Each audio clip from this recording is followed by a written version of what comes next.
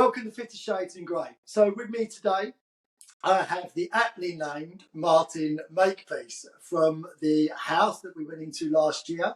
So welcome, Martin. Good to see you, buddy. Great to see you, Elliot. How are you? I'm doing good. I'm doing good. You are one of my first actually live guests. Good. You know? Good. Let's start at the bottom and work our way up, mate, shall we? Start with people that say yes and then go up. No. Absolutely. Yeah, I mean, after the TV program, huh? After the TV program, yeah. Yeah, it was a bit of a ride, wasn't it, mate? I really enjoyed the experience. It was a great snapshot of life. Great to meet new people. Frustrating in many ways as well because it was a TV program. We couldn't do some of the things we wanted to do, expand friendships. But I thought it was a fantastic experience for me. And I've got to tell you, I meet so many people who watched it and it really struck a nerve. And I think that's the thing I'll take away from it. It really hit home for some people, especially people our age. I think you're right. I think you tried your very best to expand a lot of relationships. Yeah, but it's TV. I say to everybody, that it's TV. It's not.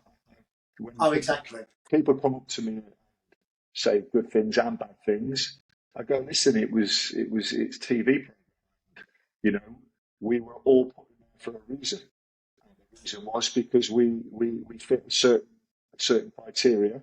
And nobody knows what's going to happen when you get in there, but I think they had a good idea.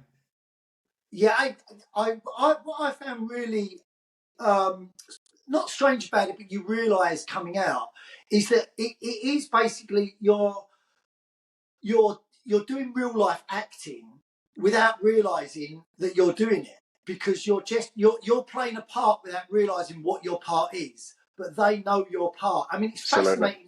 It's fascinating how it's done. Well, I think it only hit home to me when I watched it live on TV. All of a sudden, all the pieces came together. I was like, that's why they put Elliot in there. That's why they put Talia in there. That's why they put Martin in there. And I kind of got it. I mean, I don't know how much the production cost. I'm sure it was several £1 million. And they didn't leave much to chance, did they? Nothing at all. I mean, I that bit I found quite educational, actually, just to watch it at work, especially afterwards. Because I think the difference was that a lot of people may not realise for us as well is that we had a long delay. So we filmed about this time last year, maybe in a couple of weeks, and then we waited till the end of, was it September? I guess it was actually September 11th, mate. Which obviously, when that was the September 11th, which really stuck a memory for me because obviously it's a very memorable day.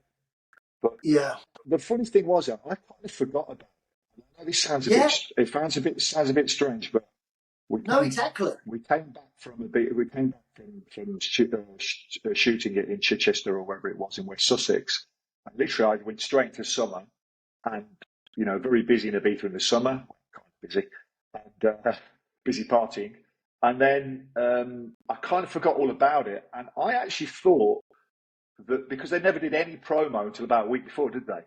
And I was like, I wonder if they're actually going to show this program. And all of a sudden they showed it, and boom, it went big time. And it kind of came home, and it was just, I was like, kind of, oh my God, did I really do that? Did I really say that? But you're in it at the moment. And as you rightly said, listen, we weren't chosen for that show. We were cast in that show. Yeah. Right? And there was a big difference there. And, they're amazing producers, very talented. They knew what they wanted, and we fitted it. And hopefully they will be BAFTA winning producers. That's going on my CV, by the way. I've told everyone I've been nominated for a BAFTA. Well, I'm still waiting for the invite. Yeah, I don't think we're getting one of those. No. Although I do think if we don't get invited, I think the National Television Awards are the ones for the cast, which is in September, isn't it? Things like early September. So if we get nominated for that, we should go to that. So there's just a little note for the producers. We'll be waiting for that invite. Yeah, I won't be checking your post box, mate. I'm gonna be Well, honest. I'll be the last person that we invite. So but hey, it was a pleasure to be a part of the program. There's many ups and downs, as you know. I mean, you went through a whole range of Uh, emotions. I did at the end, kind of, I hit the wall right at the end. But you do, listen, that's life, isn't it? It's life. yeah, I think the best thing for me about the show is obviously meeting everyone. Zach's made some great friendships out of it Yeah, as well, and I think it's for me it'll always be that experience that I did with Zach. yeah, absolutely. That'll be the main thing. In Yeah. years to come, when we're not here, I think they'll be able to look back, and it's something that they'll be able to go to their kids. I did this with Yeah. your granddad, or and I think for me that was one of the main driving things for me to do it as well. Well, Just it. yeah, exactly the same as you. I wanted to do it with Luke specifically. Luke's a quiet shy lad. I thought it might be good for him to do it together, something that can never be taken away from us. And it was a perfect storm because I get all these people come up to me in the streets and stuff and say, you're a bit of a so and so, but your son's amazing. And I go, well, that's all I ever wanted. Of course, I am a bit of a so and so. I get that. My son is amazing, and for them to say that to me, it's just like it's the best thing anyone could hear. And Yeah. I just am thankful that I spent that time together with him, and we can say good and bad. I think it made our relationship strong. So moving on, mate. So Ibiza, obviously, Yeah. aptly named Ibiza Martin. Yeah. Okay. So how comes Ibiza? How did you end up there? So I came here. Short. Let's do a long story short. I was working in the City of London for NatWest Markets. And I was a bit bored, got a bit fidgety, which is a story of my life, easily distracted, as everyone keeps telling me. And I applied for a job as a holiday rep. I wanted to I just wanted to travel, really. That was the easiest time. Don't forget, this is 1991, so this is nearly 35 years ago, Yeah. where, pre-social media, and if you wanted to travel, it was quite difficult to work. And I went to the course, they gave me the job, and I wanted to go to Corfu or somewhere like Greek Islands, because that's where I always travelled. And they went, what? I don't want to go to Ibiza. I don't like dancing. I don't take drugs. I was like, it was all those preconceived ideas, and they set Yeah, me. They set that was the preconceived idea of Ibiza, wasn't it? absolutely, no, absolutely, and I was all in on that. They sent me to Ibiza. I was like, God, I'm not going to stay there. I'm not going to stay there very long. I'll just do a season, and then 33 years next week, I'm still here. Wow. And you're sort of just a roughly line of business. You're in property out there. Yeah, so I worked for holiday companies for about 10 years. I started my own holiday company up, which went really well. What we did, which we got lucky on, there was a thing called in the travel business, a thing called dynamic packaging, which back in the old days used to book like a holiday with Thompson or Air Tours, and you used to kind of go to their flight. They used to pick you up, and you go there, and then you start selling single place. So you'd sell a flight with one person, you'd sell a transfer with another person, and you sell a hotel with a third person. Everyone does that now. Did it? We did it without even knowing it. We were dynamic packaging because we could get the best deals, and we did a lot of flights, and we were buying bulk flights, and that's where we made really good. We had a lot of success. Where I made the first bit of money, which set me up really. And then we went into property because it was actually a really organic thing to do because I was doing it anyway. And we were in the property boom in the early 2000s, and then we got out of the property slump of 2007, Yeah. 2008. And we've kept kind of, just kind of just kind of away here, and we're still here, which is good.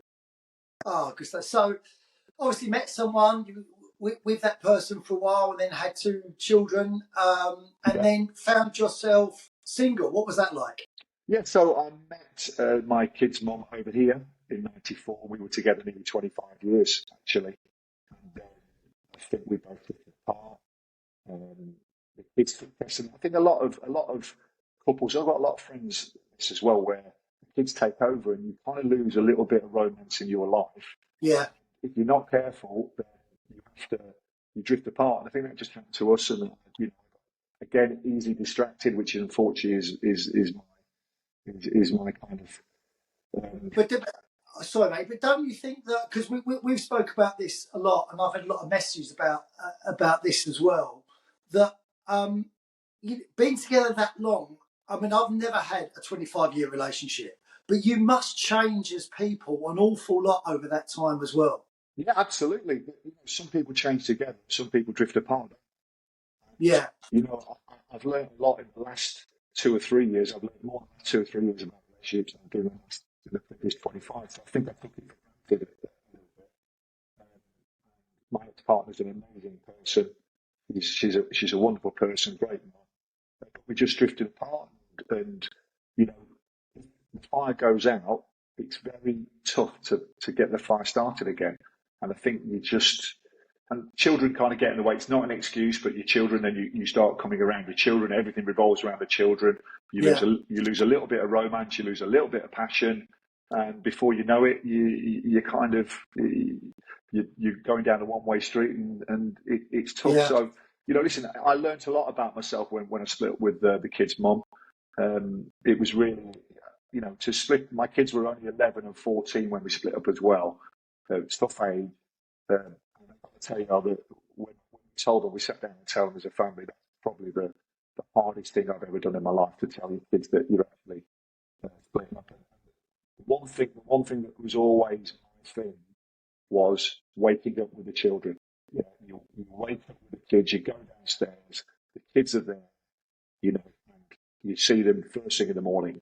And the first 3 months of not being able to do that was just, I was in a right state. As many people out there will understand, you know, when you're in a relationship for that long, all of a sudden it's completely different. It, it's just a it's just a head shrieker, it really is. I was going to say something else, but we're not swearing. So it's a bit, yeah. No, because we spoke about this the other day, myself and Zach, obviously, because you know people staying together because of the children. And maybe that's not it's the right decision in some ways, but the wrong decision for the people because otherwise you'll find yourself later in life, maybe. So, if any advice for anyone that's sort of going through that conundrum at the moment, thinking, is it the right thing to do to stay, or do I just put more into the relationship? What your advice be? well, my advice is first and foremost is to do what's good for the family, to do what's good for you. If you're staying together for the children, then the children will pick up on it. You know, if you've got a good, I've got loads of mates who have platonic relationships with their wives. Yeah, I know it sounds a bit, Yeah, you know, they're just like friends. And I think when you get to a certain age, your wife or your partner, you know, they become friends. And you know, you're probably lacking some form of your relationship, but you've got a soulmate there, you've got friends, you know. So I think do what's good for the family, but also do what's good for you without being too selfish, because you know it doesn't matter how old you are. If you've got a life to lead you've got to lead that life. And as long as you're respectful to your partner and to your children, and you've got the best interest of them at heart, then you really have to go with what's best for you, because you only live once. I mean, that's a very easy thing to say. But should you stay together for the kids? Absolutely, you should stay together for the kids. But should you split up because you're not happy? That's a decision only you can make. But I think, you know, you have to look into your heart and do what's right for you. yeah. So, being in a relationship for 25 years, suddenly finding yourself single, what was that like? Yeah, yeah, it was hard, mate. It was really hard, because I remember just waking up, you know, in a house somewhere, and just crying my eyes out, and just thinking my kids were just down the road, but they were only maybe 3 miles away, but we could have been 3,000 miles away, because you're just Yeah, missing them, you know, getting them ready for school, taking them to school run. But I tell you what happens, and it's really strange. I look back at it, you then get into, because when you split up when your kids are like teenagers, you think it's the end of the world, and you think, oh my, I can't believe it, I'm never going to see them. But then all of a sudden, you get into a routine, you do start seeing them again, and you start looking forward to seeing them, but you also look forward to time on your own as well. So you're very quick to assimilate yourself into the scenario, into the situation. So you value your time with the kids. And I tell you what happened to me. We used to just hang out as dad and two sons. Once you only have them for 3 days every 2 weeks, you make sure that you do things with them and you spend quality time together. So that was the takeaway for me, that all of a sudden we were doing things together, not just hanging out. We were doing quality time together, and it really made sense. And in a way, it was sometimes nice to give them back to their mum on a Monday morning. Yeah.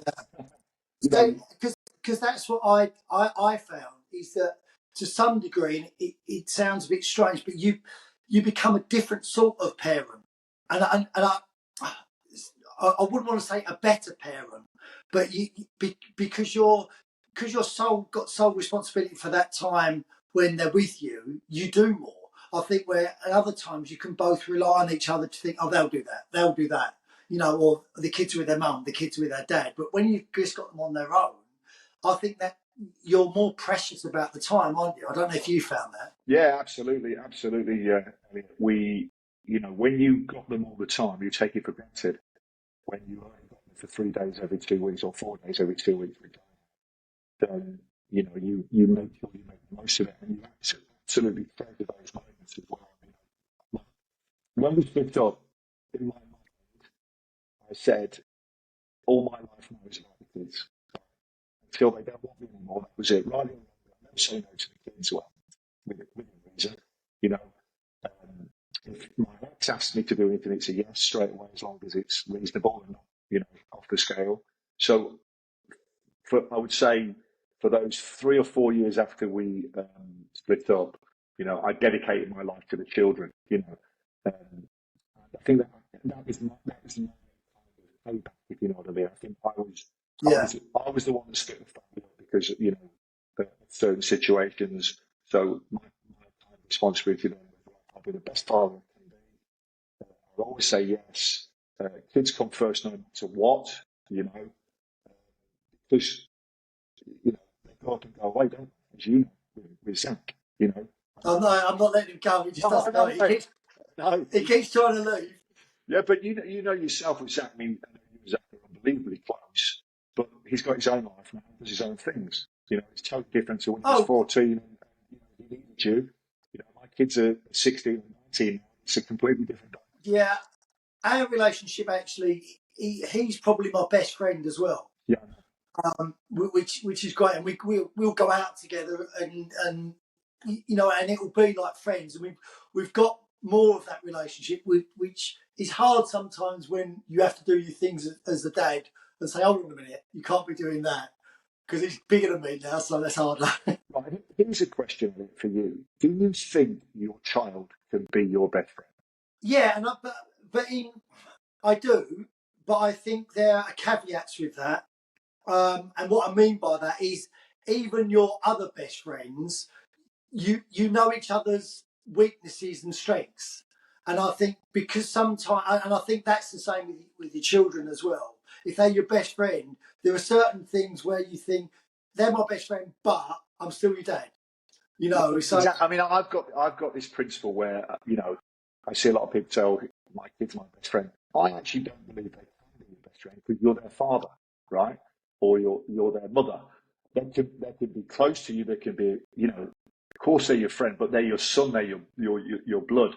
And it's just me. Listen, I know you and Zach are unbelievably close, and there's certain reasons behind that. I know that. yeah, But I just think, when push comes to shove, you're the father.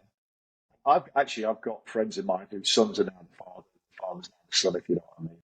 yeah, They kind of role reversal. The son now kind of looks after the dad in a nice way, and whatever the things we did as well.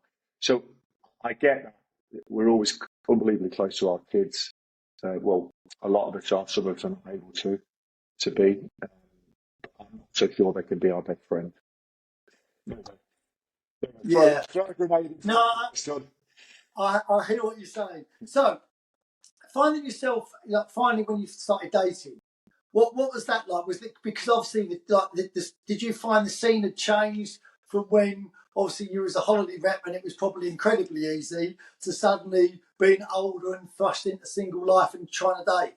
I think dating at our age, which I think me and you are exactly the same age, early 50s. Yeah, It's a whole different ball game, mate. I mean, I think I told you. I think I told you when we were on my mum, your dad, that I think I had I've had Tinder dates in my life. Absolute disaster from start to finish. And I just deleted the app straight away. I'm just like, I can't do this rubbish anymore. It's like mad.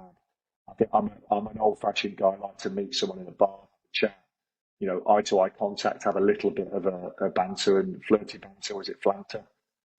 Take it from there. So I do get it, especially Instagram's almost like a dating app these days, anyway, isn't it? So people follow you, you follow yeah, them, and you comment on their picture, they comment on your picture, but it's more organic. Whereas Tinder and the like, it's more forced, and I just feel that you know, the second question that a girl asks me, "What do you want out of life?" and things like that, it's a bit deep and meaningful for me, actually. I'm far more shallow than that. You know that. Too much. So, how do you? So, for you, how do you meet women? Just organically? Yeah, I mean, yeah, and is yeah. that easier because of your location? Do you think, or You, do you think people in England will have the same sort of issues as to where? Because a lot of the questions that I get is, well, if I don't want to do dating apps, which a lot of people don't. no, A lot of the feedback that I get, especially from women that are becoming single, are like, "I'm going on this dating apps. What is going on with those?" yeah, They, it's mad. It's mad. and It's a everyone mad. It's mad. has. And everyone has the same opinion. And in fact, it was funny actually. Over COVID, when I had a bit of time, I kept thinking, I'm going to try and I'm sure I can do this better. I'm sure I can do a better dating app. But actually, every idea you come up with, you realise that human nature being human nature, it will always be torn down to exactly what dating apps are now. And It is. it's I mean, dating apps are they're fantastic. I've been to three Tinder weddings. Right? I've been to three Tinder weddings. Friends of mine who met their partners on Tinder, so it works because you're meeting people. Anything you're meeting people, but it's a bit like social media. You need to understand the dynamics of it.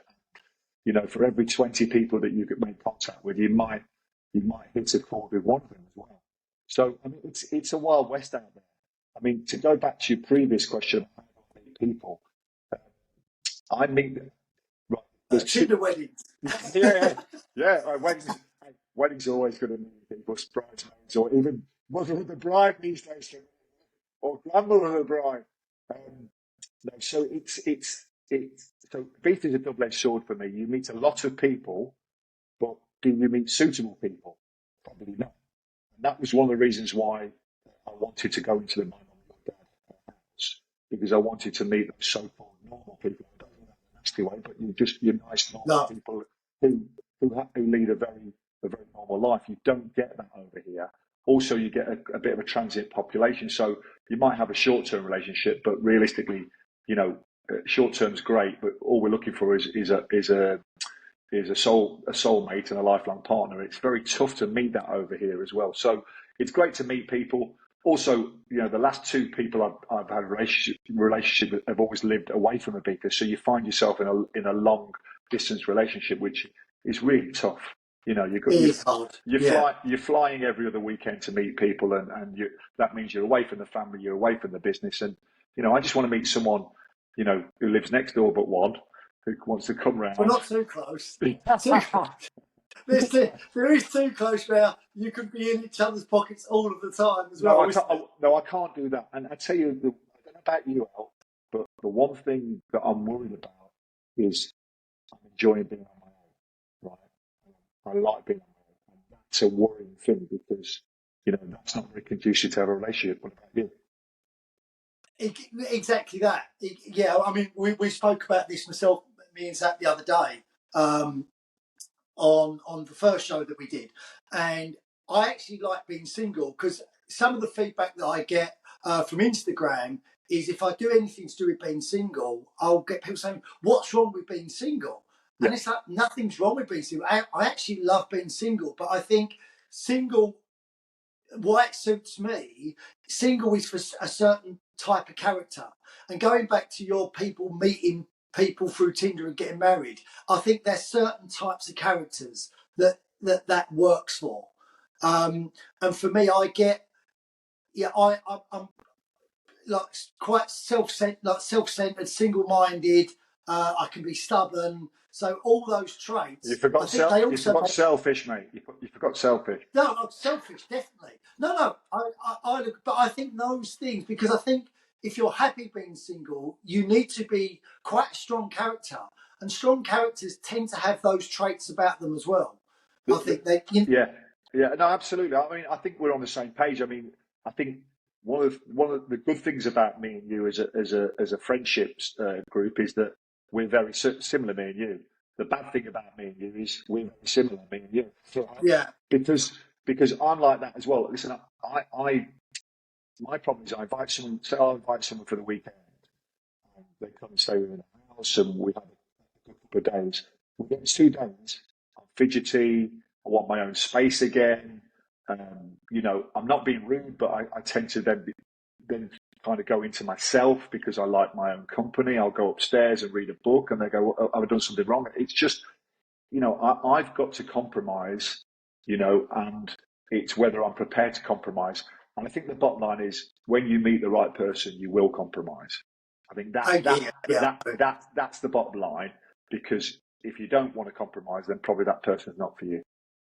Because I think all of us in the house, men and women, I think we were all very similar in a lot of ways. Where I think me and you were different, and one of the interesting conversations I had with you, or the most interesting conversation I had with you, is shortly after you came in, and I had words with you, didn't I? And said, look, you could, because you came in all guns blazing, which is your character. And one of the things that you said to me, and it was a conversation that I'd never had with anyone before, was that you said to me, "No, Elliot, that's you doing me. That's not me doing me. That's how you would be me."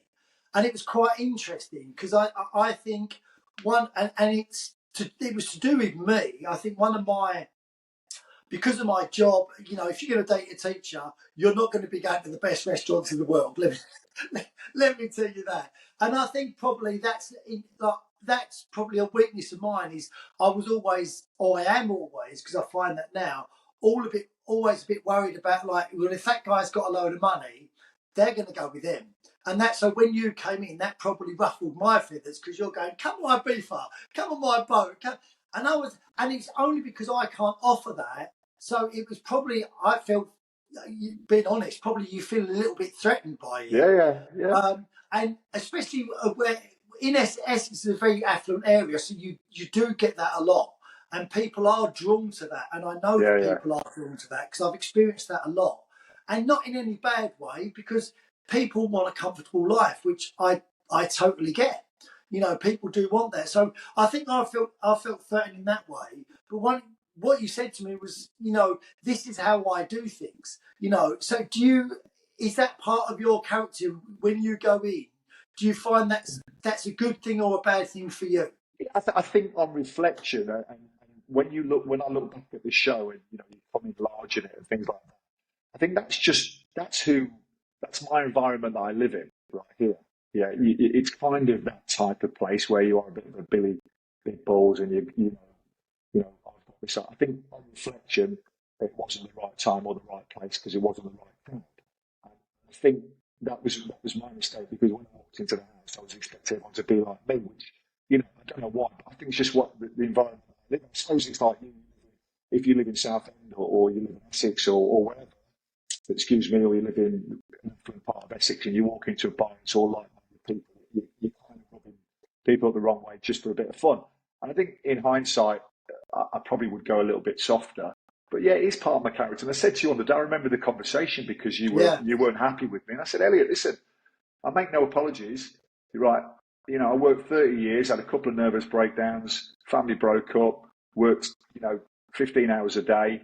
I'm very proud of what I've got. I've provided for the family, provided for my ex, I've provided for everybody. So now it's about me, and okay, maybe larging it like that on that program wasn't an ideal thing, but would I change it?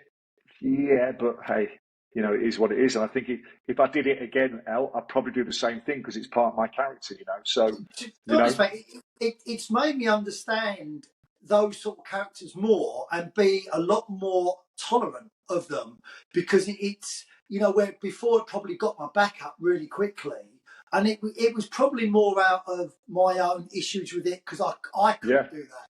Do Yeah, you know no, what I mean? listen, I remember it clearly because it was the first we had. And I tell you, one of the big shames is that they didn't film that and show it because that was a moment that me. Listen, I had a moment with you, and then I had a moment with Clayton a bit later as well. But it wasn't that kind of show. I get it. It wasn't a Big Brother type show, Yeah, you know, and I get it.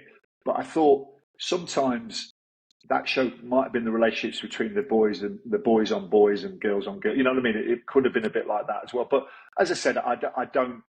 I remember it really clearly because, you know, and what I remember clearly is the way that you took it on board and you were like, you know, as an analytical teacher, you went, yeah, you're right, mate. Yeah, I said, you're seeing me yeah. through, you know, you're seeing everything through a different lens than I am. So you've got to live and let live.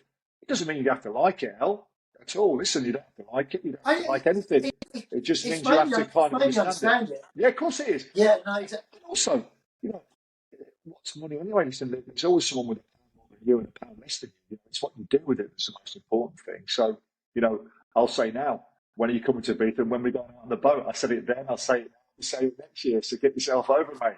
So, so on that, couple of last questions. So we go into a bar, me and you. What's the Martin style? We go into a bar, we sit down in a bar, and let's say there's a young lady. I say young lady. There's a lady across the bar. What's the Martin style? Well, I'll try and initiate contact. Yeah. So if there's eye contact there, you know, you normally know from body language if someone's looking at you or whatever. If they are, try and initiate contact. Maybe go up to not go up to them cold, but maybe past them. How are you? You know, being a 6'7" guy sometimes can be good and bad. You know, Yeah, but ultimately we'll be trying to start a conversation and offer and buy them a drink. Always buy them a drink. Always. They might not accept or always offer to buy them a drink. Um, they might not accept it, or they might want to buy you a drink. Listen, great. Listen, I'm all for that. Buy me a drink, or you want G&T. I'm a very basic person. Beef eater or Bombay will do me. And then just try and get to know them. You know, just try and, you know, I often know, I don't know you, but I'll know within the first 3 or 4 minutes if it's maybe less, if that's somebody I think who we can get on with. And then, you know, you should follow me on Instagram or whatever. You start, as I say, I think Instagram is a dating app, really. Follow Instagram and, you know, then, because I post a lot on Instagram, as you know, and then you'll get to know me as a person on Instagram. You'll get to know what I want to put on Instagram anyway. And then start initiate it, and some things happen. Sometimes it happens, sometimes it doesn't. But you know, at least you're trying to get to know somebody, and you know, and you never know if the worst case scenario is that you might find a friend. exactly, mate. So still, you'd still favour organically all day. Yeah, absolutely, 100%. Yeah, organically. As I said, I've tried the apps, and it's not for me. So, sure.